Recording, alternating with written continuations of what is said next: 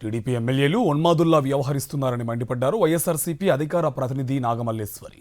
శ్రీకాకుళంలో మహిళా ఉద్యోగిని కోన రవి లైంగికంగా వేధించారని ఆరోపించారు. దళిత మహిళా ఉద్యోగిని అందరి ముందు అవమానించారని విమర్శించారు నాగమల్లేశ్వరి.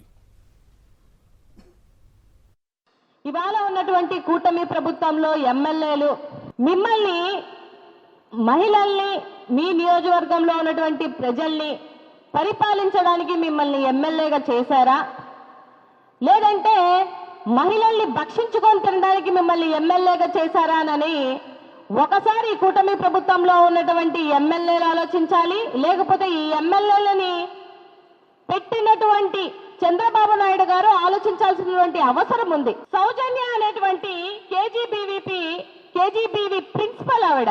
అసలు ప్రిన్సిపల్ కి ఎమ్మెల్యేకి మీకు ఏం సంబంధం ఉంటుందని వాళ్ళని 10:30 తర్వాత, అర్ధరాత్రుల తర్వాత మీరు వాళ్ళకు ఫోన్లు చేయడం కానీ, వాళ్ళ మీద మీకు హరాస్మెంట్లు చేయడం కానీ, అంటే మీకు అధికారం వచ్చిన తర్వాత మీ అధికార మదం చూసుకొని ఒక దళిత మహిళ అయినా సరే ఆవిడ్ని ఇబ్బంది పెడుతున్నటువంటి తీరు ఇవాళ ప్రిన్సిపల్ వచ్చి బయట చెప్పుకునేంత వరకు కూడా ఎవరికి తెలియనటువంటి పరిస్థితి.